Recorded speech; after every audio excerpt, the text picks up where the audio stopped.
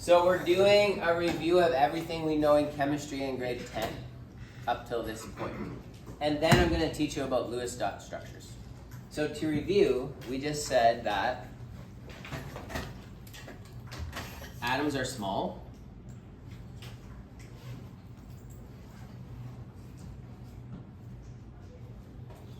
Really, really small. That was one thing we said. And we said that they make molecules sometimes.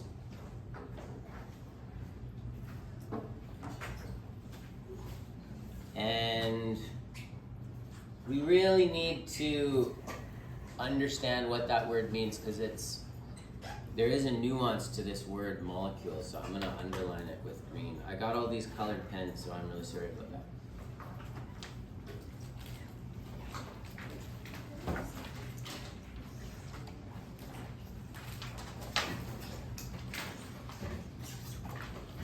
And someone helpfully said that, oh boy.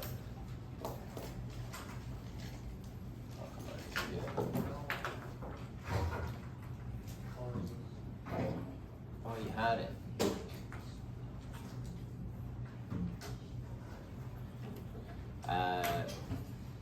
That atoms are made of protons, neutrons, and electrons.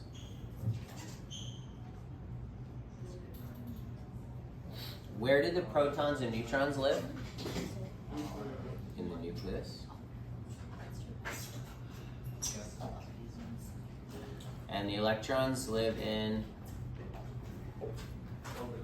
good orbitals, or we could call them shells.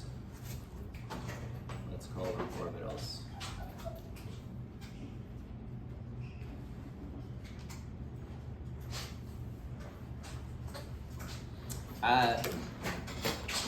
How can, well, let's hold up first.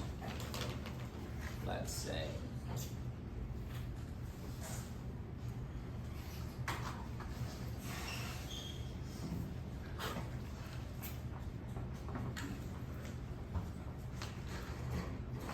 What does the number of protons tell us? Oh, I gotta take a minute. When you hear your name, say any word on this page. Artin. Ilya. Ilya? No Ilya. Melina. Damien. Oh, Damien. Okay. Dennis. Noe.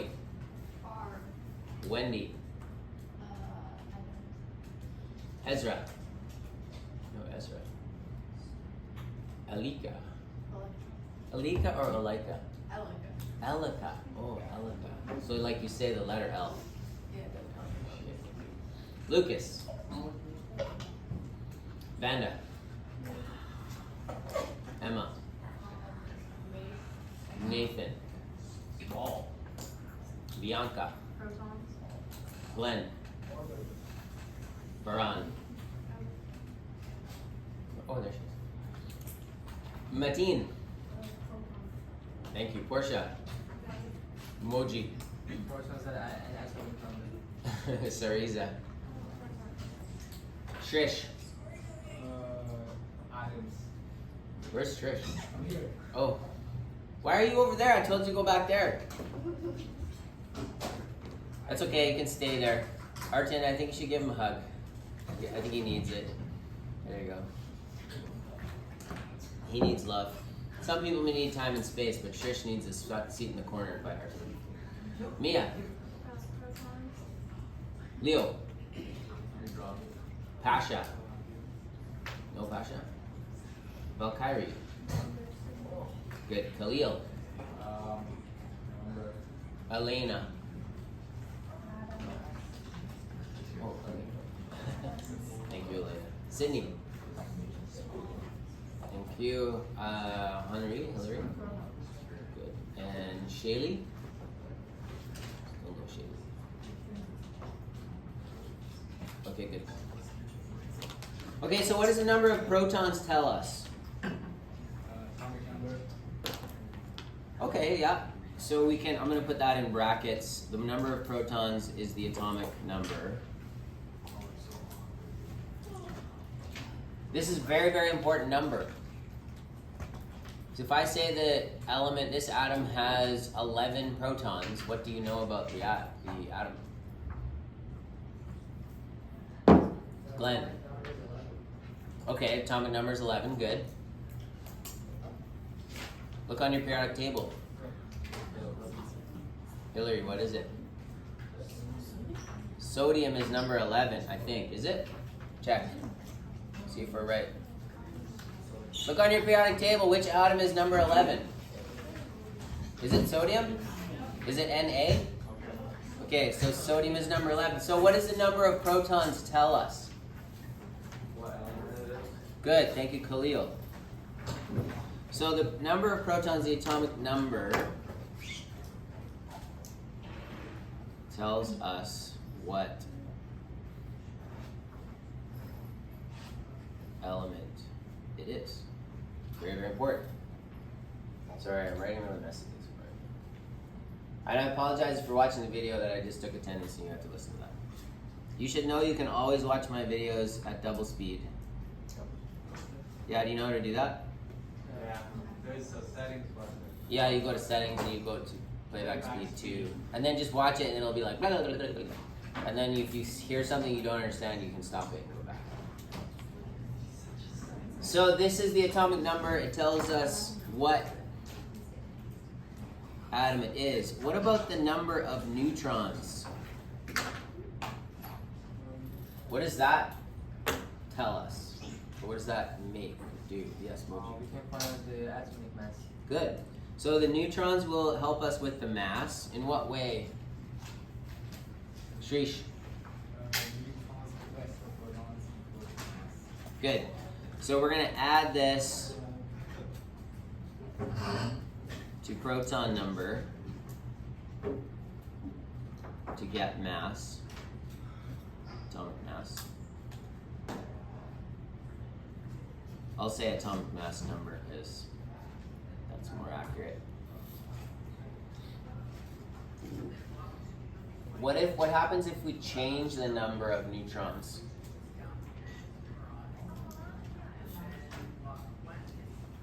What happens to the atom, Bianca?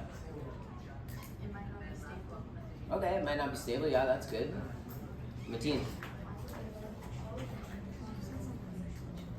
It doesn't have a charge, right? So if we add neutrons or take away neutrons, is that going to change the charge of the atom? Just the mass, Khalil says. Thank you. Hi. There. Hello. So this is a returning student, but she's just coming back from Shaylee, yay, come in. And sit right here. Everybody say hi, welcome Shaylee. Oh, come on, say welcome Shaylee. Sorry, that's embarrassing. Shaylee, your timing is perfect. We're just doing a review of everything we've learned. So if you get out some paper, we'll...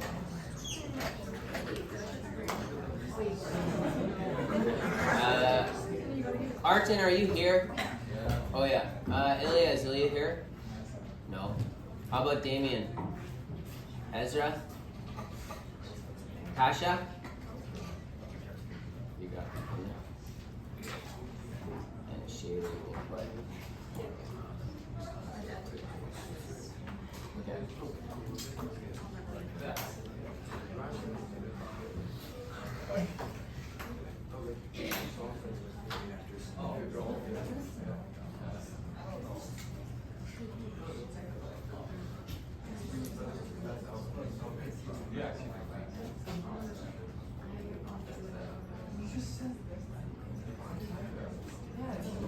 Okay, so the number of neutrons, as Khalil said, if you change the number of neutrons, you're going to change the mass of the atom, and that changes the isotope, we call it.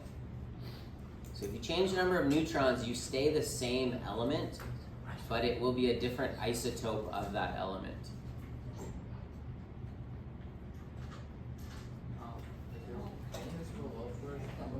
Oh yeah, sorry. Probably really needs it too, so. How many minutes are on this video? 10 minutes, okay.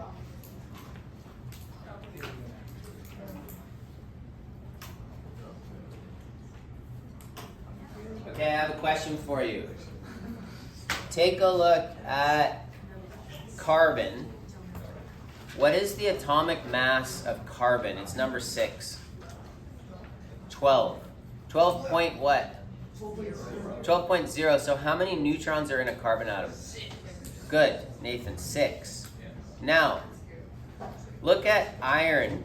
It is number 26. What is its mass? 55.8. Look at magnesium. It's number 12. What do you see? 24.3. Now tell me this.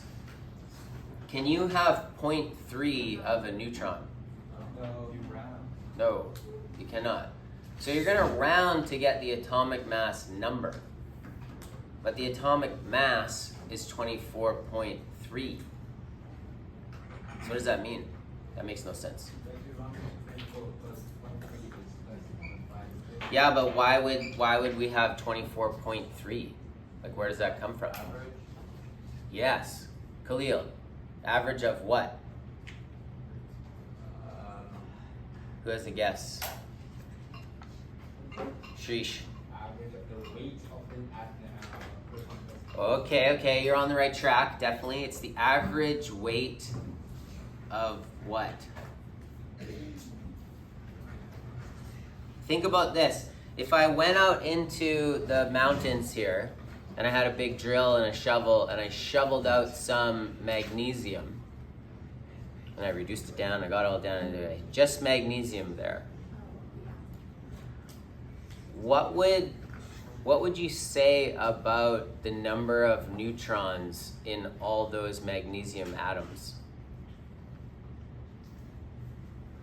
Would they all have the same number? Bianca, say that again. The average of each atom is that. Correct. Let's give her a golf clap. Yeah. Okay, so you would assume that in magnesium, if you got some magnesium ore, there'd be a whole bunch of magnesium atoms. Most of those atoms would have a mass of 24, so I guess they would have 12 neutrons, right? But some of them would have how many?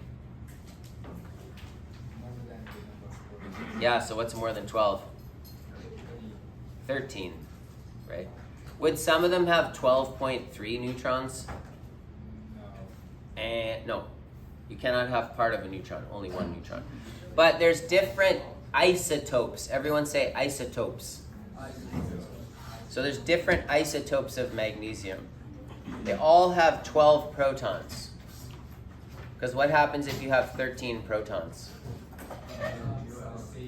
Then it's not magnesium anymore, right? It's, what is it? Aluminium, as they say in Britain. So there's different isotopes in nature, and this mass is the average of all of those masses by mass. Okay.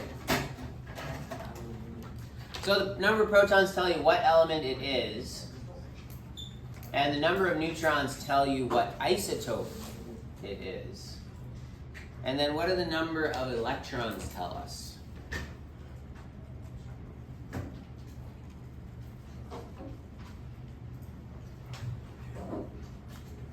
What does that tell us?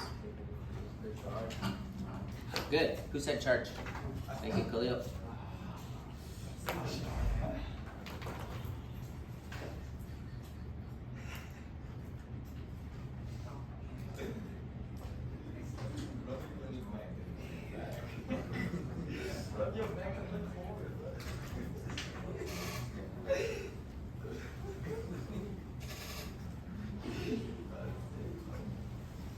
Now we call it an atom.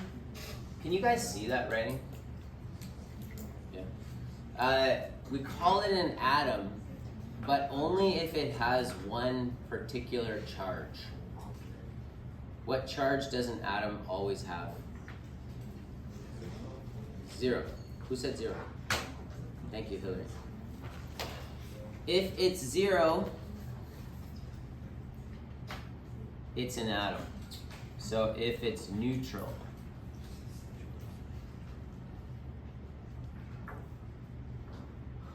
so if the charge equals 0, we call it an atom.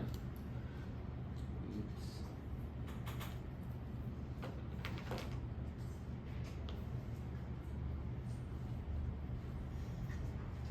And what would we call it if it does have a charge? Nope. Isotope is change in mass. What do we call it if it's a change in the charge? Ion. Good. Ion.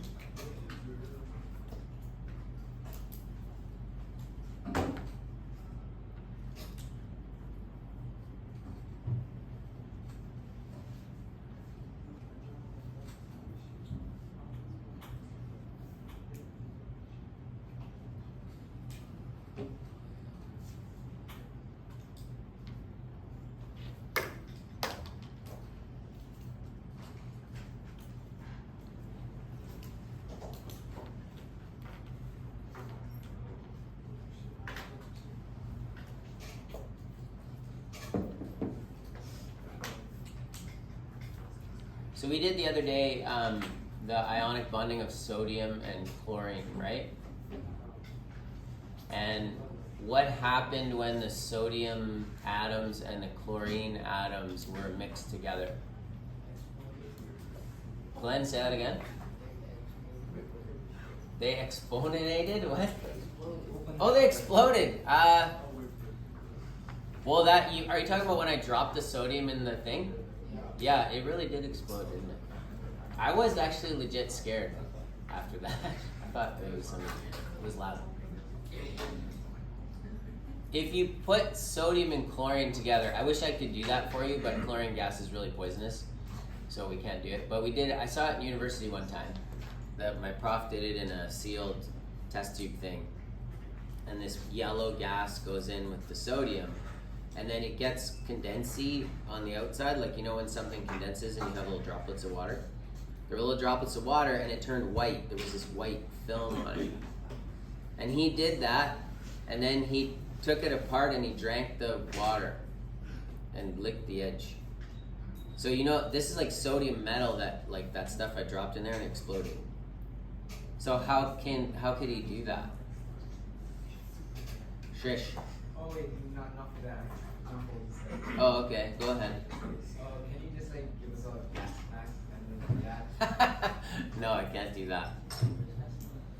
If you mix sodium metal, which explodes in water, and chlorine gas, which will kill you if you breathe it, and you put them together, what do you get? Sodium chloride, which is? Don't you know this? Good. Table salt. You eat it every day. And what else do you get? Yeah, you just get water. So if you mix sodium chlorine, you get sodium chloride. It's just salt. Right? You need some other reactants in there too, but we won't worry about that right now. Sodium and chlorine is an ionic bond because the sodium becomes positive and the chlorine becomes negative. So there's a transfer of one electron, okay? Let's do one little review example of that. But this time let's use beryllium. Let's mix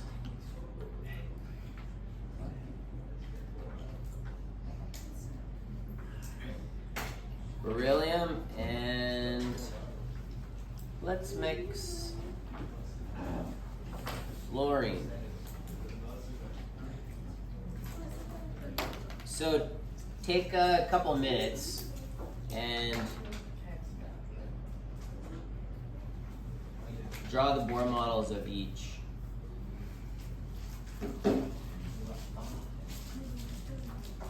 And show the bonding.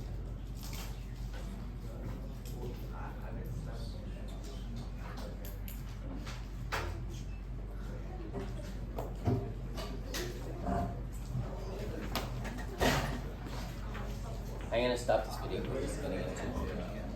This is part one. We'll do part one or part two.